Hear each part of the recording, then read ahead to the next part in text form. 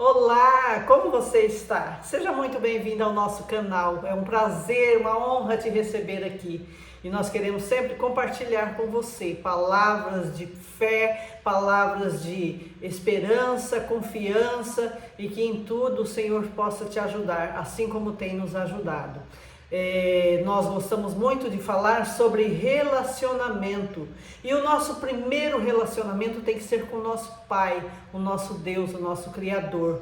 Quando nós nos relacionamos com Ele, nós também aprendemos a nos relacionar melhor conosco e também com as demais pessoas, e com certeza nós teremos relacionamentos muito mais duradouros, relacionamentos muito mais saudáveis.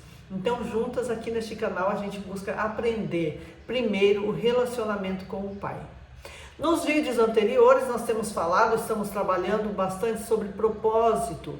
Vimos no primeiro vídeo que o propósito, todos nós fomos enviados a esta terra para um propósito maior, um propósito em que nós fomos designados pelo Pai, pelo Senhor. E então o Senhor nos criou, nos formou e nos enviou para esta terra para vivermos um propósito e cumprirmos a nossa missão aqui.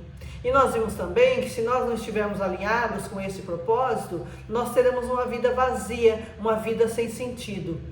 E hoje, para continuar, nós vamos continuar estudando, né? Lembrando sempre que a gente fala sempre sobre a palavra de Deus, e também temos como apoio o livro Uma Vida com Propósito, para falar sobre esse tema, tá? Hoje nós vamos ver o que tem conduzido, o que tem controlado a sua vida enquanto você não entendeu qual é o seu propósito aqui nessa terra. Enquanto você não entendeu ainda, não chegou no nível de relacionamento com o Pai para entender o seu propósito. E o que acontece? Quando nós ainda não entendemos isso, nós começamos a buscar caminhos. E caminhos muitas vezes são dolorosos.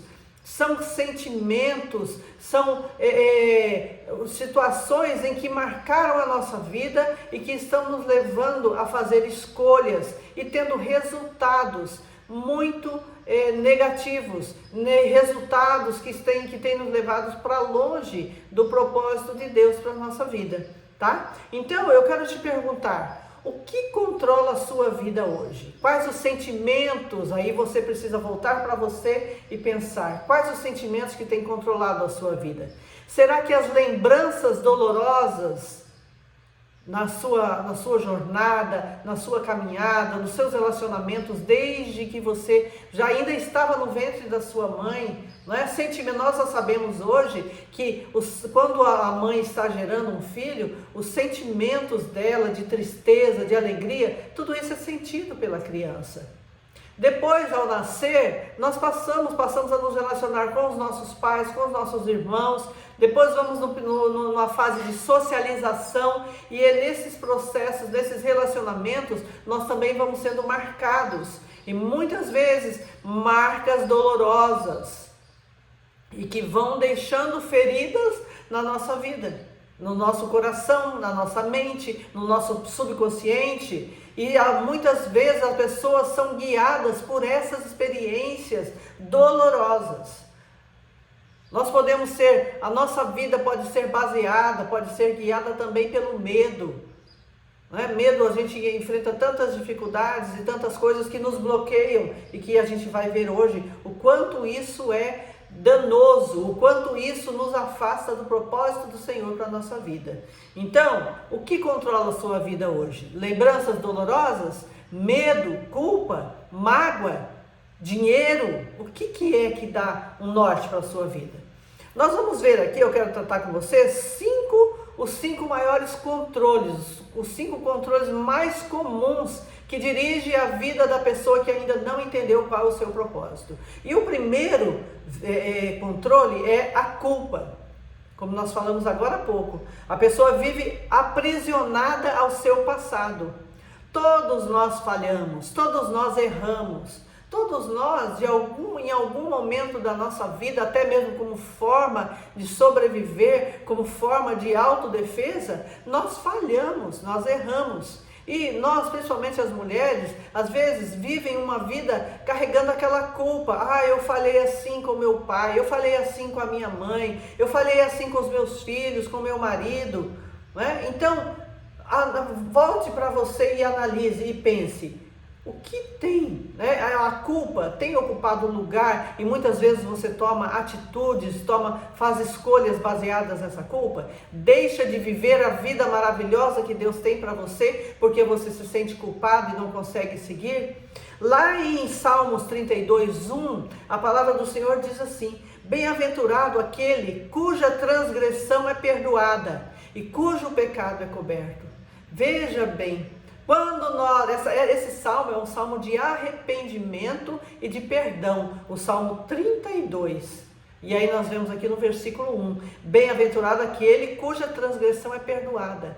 Veja que você não tem que carregar culpa, você não tem que viver sentindo culpa dos seus erros, porque se você se arrependeu, confessou, colocou ele aos pés do Senhor, o Senhor já perdoou, já esqueceu, já jogou no mar do esquecimento, então você já foi perdoada. Então se perdoe também, busque essa cura, né, na sua alma, em Deus, e siga a sua vida. Não permita que a culpa vá direcionar a sua vida.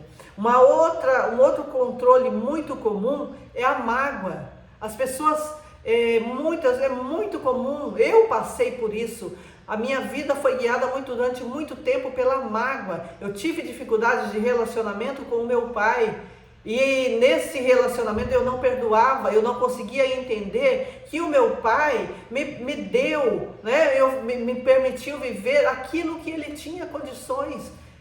Eu quero te convidar a pensar nisso. Se você teve problema com seu pai, com sua mãe, entenda, eles também tiveram a história de vida deles, eles também tiveram as dores deles, e o que ele te ofereceu, o que o meu pai e a minha mãe me ofereceram, é o que eles tinham condições de me dar. Assim como o que eu ofereci aos meus filhos, que hoje já são maiores, é o que eu tinha condições de oferecer a eles. Eu errei com os meus filhos. No entanto, hoje eu já tenho essa consciência. O meu pai errou comigo, ele não me deu o amor que eu esperava receber. No entanto, ele também não recebeu amor. No entanto, ele também sofreu as dores e ele carregou essas dores e essas dores fizeram com ele se fosse o pai que ele foi para mim. Então, a partir do momento que eu entendi, eu liberei perdão. O Senhor Deus nos proporcionou um momento muito especial, onde eu e o meu pai nos reconciliamos, e hoje ele já descansou no Senhor, e eu estou aqui com meu coração livre, em paz, sinto saudade, amor do meu pai, né? E aquela mágoa eu liberei, eu entreguei nos pés do Senhor, e agradeço hoje a Deus pelo pai que eu tive. Então, não permita que a mágoa venha te escravizar. Porque se você não perdoar aquele a quem você entende como seu ofensor, né, ele continuará aferindo. Ou seja, a mágoa é uma ferida aberta, uma ferida inflamada, que se você não perdoar, se você não liberar perdão, o ofensor vai continuar te ferindo, porque você, né, não conseguiu se libertar daquele ali. Então vá aos pés do Senhor e também libere perdão, e o Senhor vai curar todas as feridas da sua alma. Não permita que a mágoa venha conduzir a sua vida. Um terceiro controle na vida da maioria das pessoas são os medos. E medo nada mais é do que os resultados das experiências traumáticas que vivemos.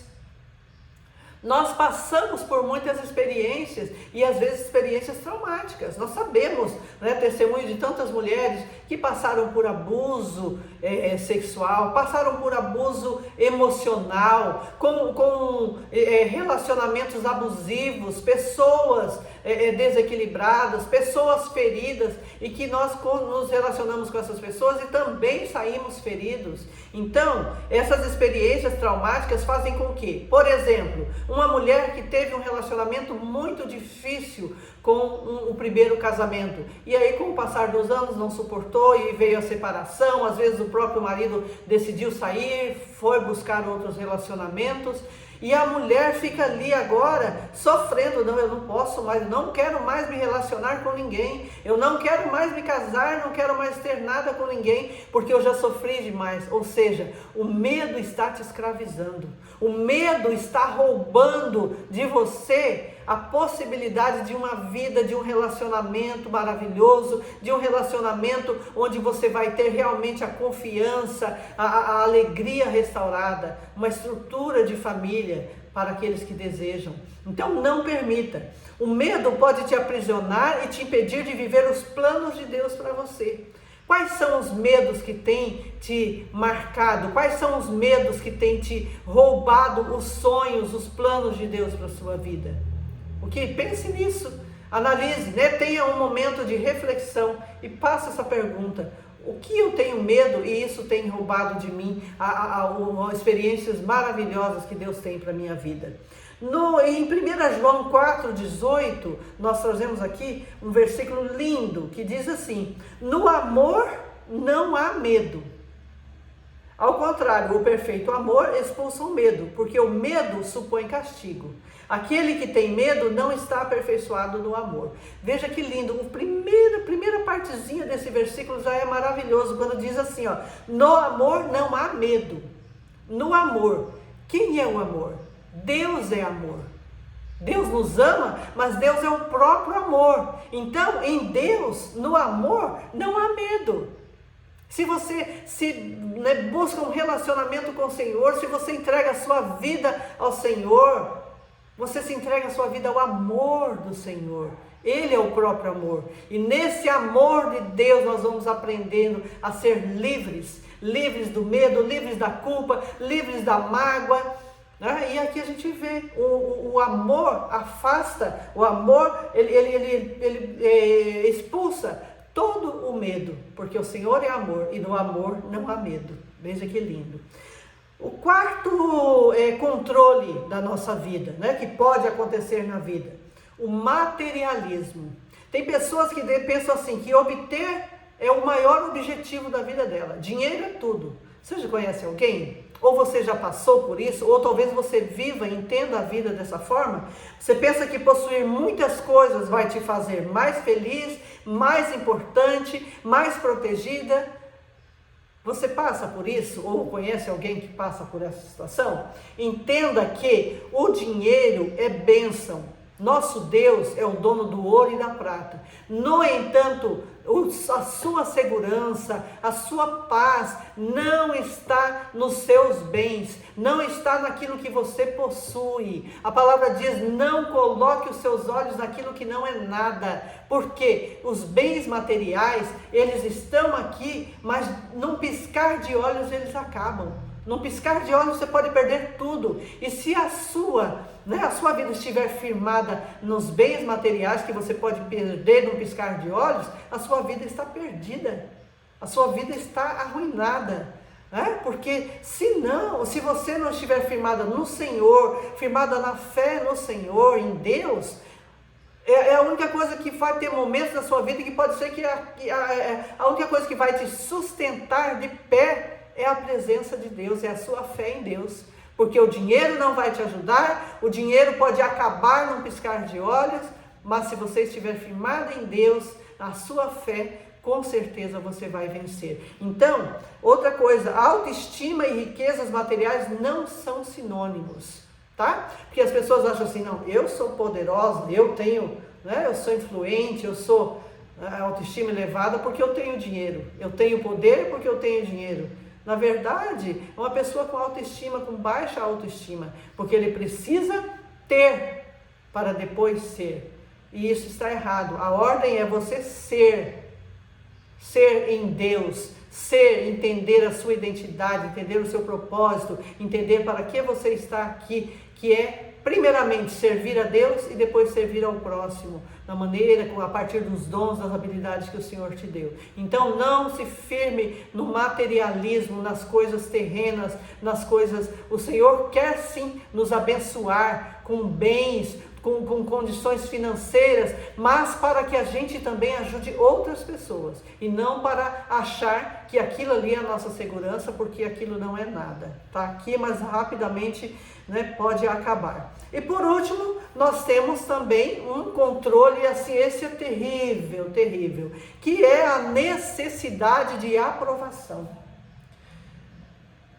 Também está relacionada à nossa história, permitir que as expectativas alheias controlem a nossa vida.